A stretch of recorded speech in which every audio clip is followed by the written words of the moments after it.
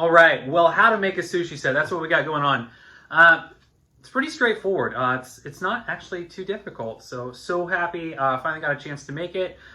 For me, I went with actually epoxy and wood, but if you're not into epoxy or that isn't an option for you, you can just do a single slab, single species. You could laminate a bunch like a cutting board, but you know, you gotta have the board for display. It's sushi, so we can do this. I can do this. Chopsticks. Some Claro walnut chopsticks, little chopstick holder. And then, of course, you need a vessel. Need a vessel to hold your soy sauce, your wasabi.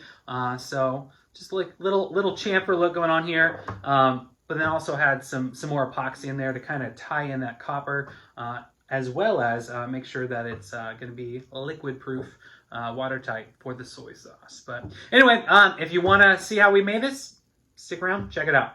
Thanks.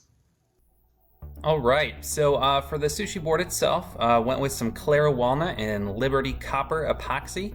I was really happy with how this turned out. If you want some more information on how to do epoxy pours, I have another video on my first river table, and of course there's no shortage of content on the YouTube. But this is a pretty satisfying moment. You see all those cool ribbons of colors and all that good stuff. It just, I think the copper has a great contrast with the Claro. Just introducing some swirl patterns here. Of course, you know, over the 3+ day cure time, those changed over time, but still fun. This was one of my first pours, so I went a little overboard. You can see with the pocket holes, a little pocket hole crazy, but the form did not leak, so that was what was important. Just flattening it out on the planer, just cleaning it up, and then taking it over to the table saw to just get it nice and square. And then to the router table. So a lot of the pieces in this set, they all have that 45-degree bevel, a lot of chamfers. So on the board, I have a heavy chamfer on the bottom, light chamfer on the top. Lots of sanding. No shortage of sanding here. Worked my way up through the grits, you know, 80 grit all the way up to 320. Couple little voids, just quickly filled it with some CA glue and activator. And then onto the feet. So just, you know, use some graph paper and just kind of messed around with some different designs. I'm really happy with how these looked. Again, got all those angles. Used some double stick tape, just put two pieces together and then took it over to the bandsaw. Got it mostly, you know, up to the line for the most part. And then over to this little benchtop sander unit.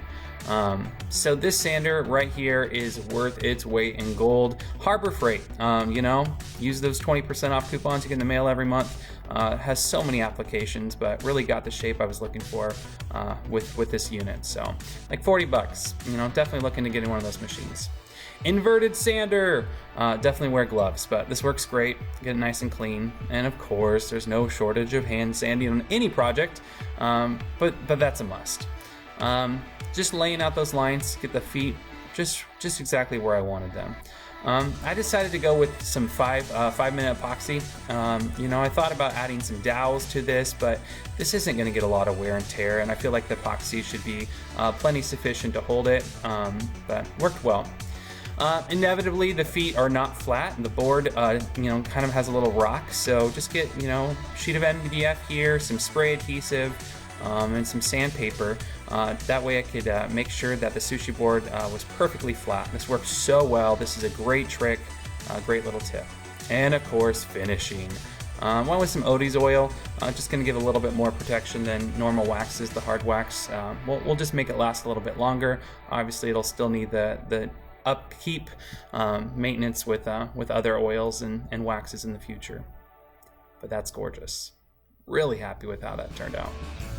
Okay, next up, we got another piece in the set. So, sushi, it needs wasabi and soy sauce. So, I decided to use this method instead of going with the Forstner bit. I didn't want to have the little dot in the bottom of the Forstner bit, and this worked well. There's plenty of ways to do it, but you know, use a hole saw. I was also able to get a bigger diameter. Really want to make sure that the sushi piece can actually fit in there. This worked well for me. You know, kind of had to clean up some glue squeeze out and stuff. But then I decided I wanted to add some of that copper to tie everything in, and then also ensure there isn't any leaking that's going to happen, between these two pieces of Claro. And so just, kind of brushed it in, painted it in. Make sure you sand your edges first. Uh-oh, what am I doing? Stop. Do not do what I just did. That was so sketch. I mean, if you were watching when it was at the 45, I mean, as it got thinner and thinner, this could have wobbled in. Sure, I was holding super tight with my finger in here, but look, it could have gone down like that. That was just, and I knew it, and I kept doing it. Don't do that. Make another crosscut sled. Make a crosscut sled that has that 45-degree bevel. Woodworkers, yeah. Anyway, if you're gonna do it, don't make that crazy 45 chamfer that way. There's other ways to do it. Don't do it that way. Be smart, be safe. Don't be dumb. All right, this is what I should have done in the first place when I was cutting the bevel on this. Don't do what I did. This is a really old crosscut sled. I hardly ever use it anymore, so I just cut a 45 bevel. Pop it in, boom, raise the blade and run it through safely. You're over here on this side. You can have, a stop block here. Way safer. Anyway, make a jig. I know, we're in a rush all the time, but if you're gonna do something like this, be safe. Don't be stupid. I got lucky. So limit your chances of getting hurt. Anyway, make a jig. All right, so next I added some chamfers. So it's probably best to do the chamfers ahead of time before getting that really, really heavy bevel on the bottom. Just a little bit more safety, but I was able to do it safely, but just give yourself a little bit, word of advice, do it ahead of time. Adding some finish. So all the pieces in the set got that Odie's oil hard wax. It's a food safe finish. Plenty of options for finish, but it's definitely a satisfying moment to see all that cool color. These are some really, really figured pieces of Claro, lots of curl, lots of sapwood contrast, and gonna make some chopstick holders. Trying to get an identical set. Again, back to the sander, it's pretty sweet. Can get that shape you want on it. Again, kind of organic. Still have some of those angles. I did add some chamfers on the bottom at the router table, and then just kind of, went to town sanding it, getting that look that I was going for, because can't just leave the chopsticks on the table. You gotta have a chopstick holder. But yeah, if you're going to use these little pieces at a router table, definitely use a clamp or something for small parts so your fingers don't get too close. Here again, adding some finish. You can kind of see that color starting to really come out. You can definitely see the bottom. See how we have the chamfer, just to let it sit a little higher and have that continuity with the other pieces in the set. Pretty thrilled with that one.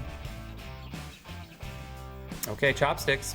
So again, Claro Walnut, went with 5/16 inch square blanks, and decided to go for an organic chopstick. I was gonna make a jig, a lot of jigs out there, but I just decided I wanted to go to the sandpaper. So belt sander, you don't have to have a tabletop unit like this. You can just, use a belt sander, invert it, clamp it, and just kind of get the shape you're going for. So I ended up having, a taper down to about 1/8 of an inch at the bottom, 9-inch long chopstick, standard length, and really got a fun chopstick out of it. And they feel great in the hands. They still work like a normal chopstick, and it was really the look I was going for. Obviously, going to finesse it a bit with sandpaper and just really get that overall look that you're hoping for. But got to have chopsticks with a sushi set. And then add that finish. So again, I'm just crazy about Claro.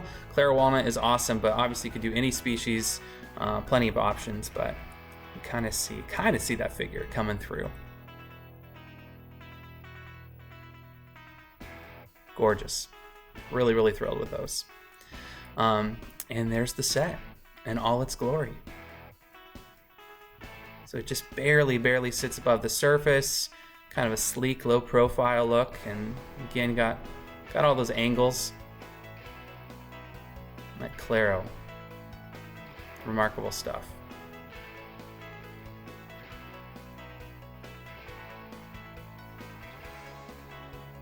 Enjoy.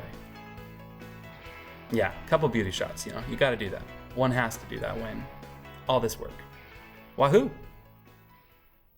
All right, well, Sushi Set, hopefully that was moderately entertaining, maybe helpful to you, and hopefully you looked at, oh, don't do it that way. Be safe.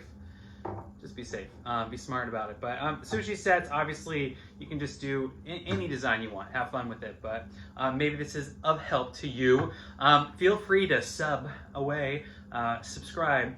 Most of what I do is over on Instagram. But, realize, should do some of these longer videos. It's where I started, and a lot of content out there. But if you want to look at some other things, mountain art, got those, just dropped on the tube recently. Some charcuterie boards, can't really see it there.